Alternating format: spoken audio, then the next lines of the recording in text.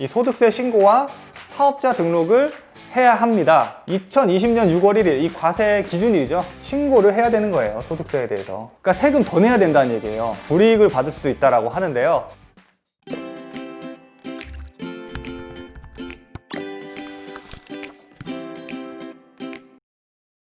안녕하십니까. 드림부동산투자연구소 남태훈 본부장입니다.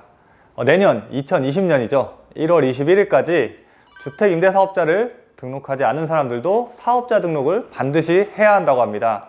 만약에 안 했을 시에는 불이익을 받을 수도 있다고 하는데요.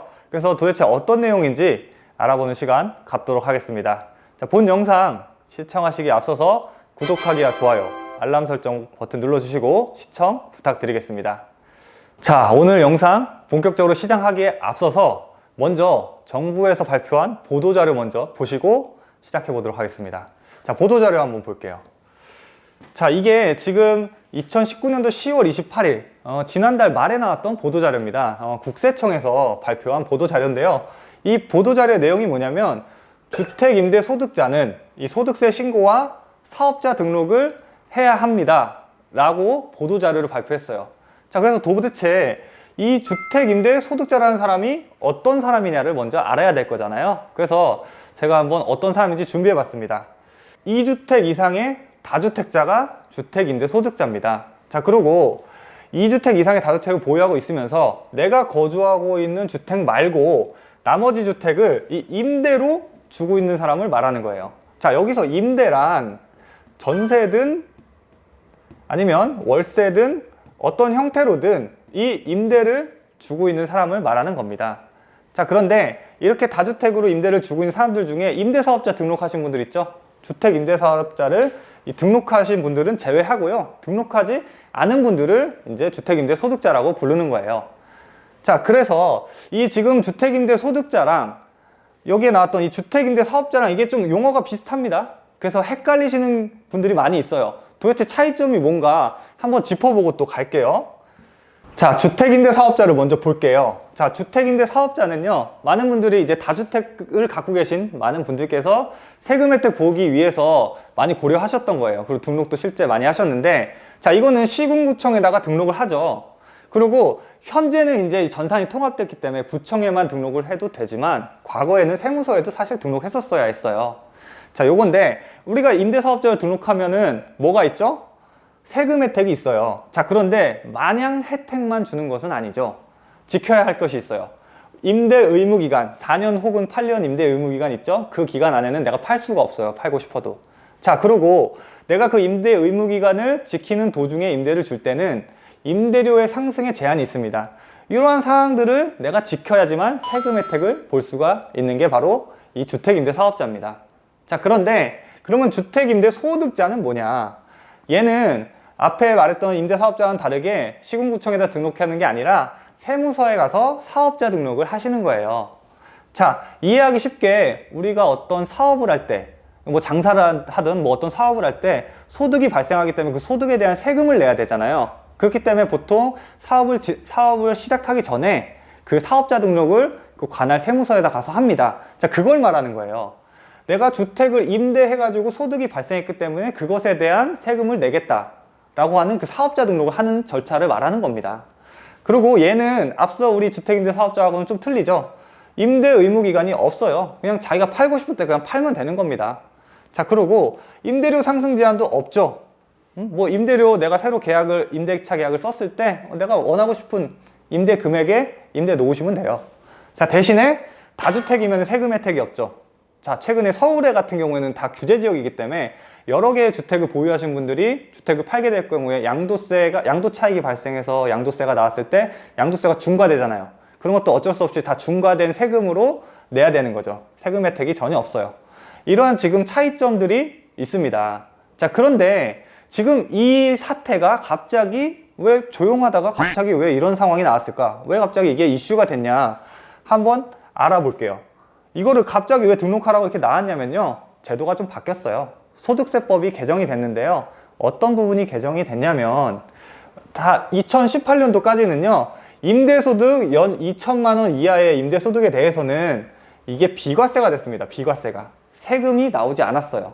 자, 근데 이 세금이라는 게 내가 임대소득이잖아요. 2018년에 임대소득.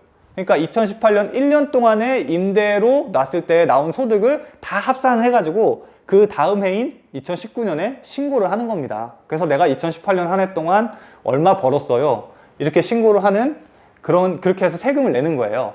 자, 근데 이게 바뀌었죠. 2019년부터는요, 기존에 이 연 2천만 원 이하의 주택에 대해서 비과세 해주던 게 없어지고요. 이제는 과세가 돼요. 비과세 해주던 거를 과세를 하기 때문에 이제는 신고를 해야 되는 거예요. 임대소득이 있다면. 자, 그래서 여기 제가 적어놨네요. 2019년도의 임대소득에 대해서 2020년에 내가 세금 신고를 해서 세금을 내야 될 거 아니에요. 이제는 비과세가 없으니까. 자, 그렇기 때문에 2020년 6월 1일, 이 과세 기준일이죠. 6월 1일까지 소득세에 대해서 신고를 해야 되는 거예요. 소득세에 대해서. 이게 이렇게 바뀌었기 때문에 지금 이제 이슈가 되는 겁니다. 이제 2020년까지 한 달밖에 안 남았기 때문에 앞으로 다가올 이 소득세 신고에 대비해가지고 이렇게 신고를 하라는 내용이 지금 날라온 거예요. 자, 근데 이거에 이제 다주택자여도 해당되시는 분들이 있어요. 어떤 분들이 해당되시는지 그 해당 요건을 좀 살펴볼게요. 다주택자라고 다 이렇게 세금이 부과되는 것도 아니고요. 또 1주택자라고 안 부과되는 것도 아니에요. 잘 아셔야 돼요. 어떤 사람이 이게 해당되는지. 자, 일단 보면은요. 1주택인데 월세를 주고 있으신 분들은 비과세예요. 1주택인데. 자, 단 기준시가가 9억 원이 초과하는 이 고가주택이죠. 고가주택을 갖고 있거나 국외 소재, 우리나라에 없는 국외에 있는 소재의 임대주택은요 1주택자도 과세가 됩니다. 요건 참고하셔야 돼요. 1주택자라고 마냥 다 과세가 안 되는 건 아닙니다. 그리고 월세 같은 경우에는 2주택부터 과세가 돼요. 그러니까 집 한 채는 내가 거주하고 있고 나머지 한 채를 월세로 주고 있으신 분들은요 이거 다 해당된다고 보시면 돼요. 등록하셔야 되는 거예요. 자, 그리고 이게 전세인 경우에가 조금 보셔야 되는데, 전세로 내가 임대를 주고 있는 경우도 있잖아요. 한 채 내가 거주하고 나머지 한 채는 전세 주고 있을 때, 그때는 2주택까지는 비과세입니다. 두 채 있으신 분들 말하는 거예요. 근데 3주택부터, 그러니까 내가 집 하나 거주하고 있고 집 두 채를 전세로 두 개를 주고 있을 때, 이랬을 때는 이제 간주 임대료에 대해서 과세가 돼요. 한마디로 과세가 되는데, 월세처럼, 월세는 예를 들어서 월 50만 원 받으면 1년에 600만 원 딱 계산이 바로 나오잖아요. 내가 소득을 얼마를 얻었는지. 자, 근데 전세는 내가 보증금이라고 해서 갖고 있으면서 나중에 그 세입자가 나갈 때 돌려줘야 되는 돈이잖아요. 그러니까 이게 나한테는 소득이 되는지 사실 애매해요. 근데 나라에서 볼 때는요, 이게 네가 그거를, 이 보증금을 들고 있는 그 동안에 은행에다 만약에 넣어놓을 경우에 은행 이자만큼의 수익이 발생하잖아. 그러니까 너도 소득이 있는 거야 라고 보는 거예요. 그게 간주임대료입니다. 그게. 그래가지고 3주택 이상 전세를 주고 있으신 분들은 간주임대료에 해당돼서 이제 과세가 되는데요. 단 여기서도 하나 보실 게 있어요. 간주임대료 계산할 때 주택수에서 또 빠지는 게 있습니다. 어떤 거? 전용면적 40제곱미터 이하이면서 기준시가로 2억 원 이하, 한마디로 좀 자그마한 주택이에요. 좀 그렇게 비싸지도 않고 좀 작은 주택 같은 경우에는요, 내가 간주임대료 계산할 때 주택수에서는 빠져요. 그러니까 내가 세금이 안 나올 수도 있는 거예요. 3주택 이상인데 뭐 주택 한 5개 갖고 있는데 하나 내가 거주하고 나머지 4개가 이렇게 작은 전용면적 40제곱 이하이면서 기준시가도 2억 이하짜리 작은 거 4개 갖고 있으면요, 나 세금 안 나와요. 그러니까 이거 잘 생각하셔야 돼요. 내가 해당이 되나 안 되나.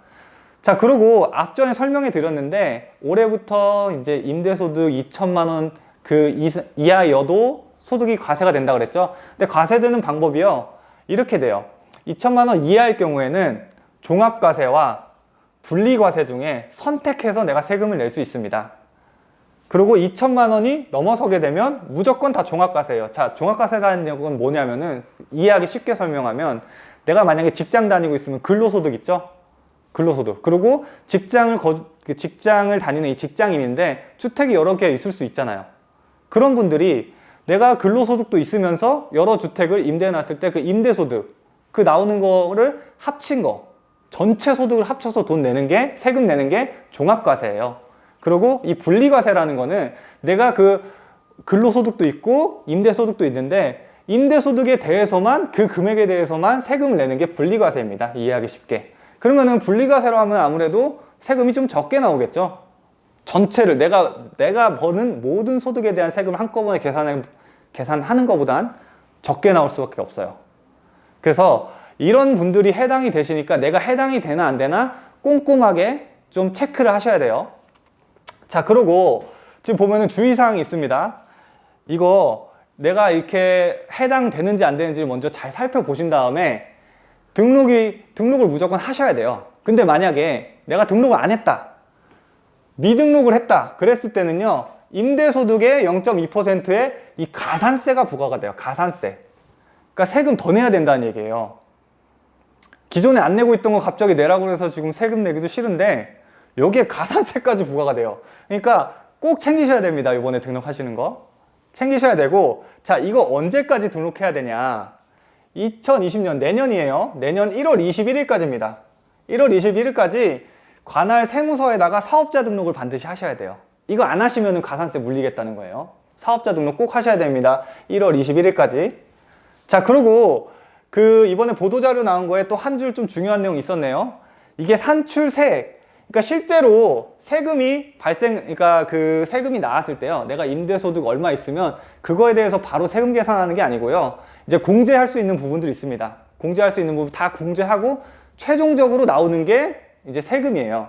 근데 그렇게 공제 다 제하고 나서 최종적으로 세금이 안 나올 수도 있거든요. 그러면은 비과세라고 생각하실 수 있는데 비과세랑은 좀 틀린 거예요.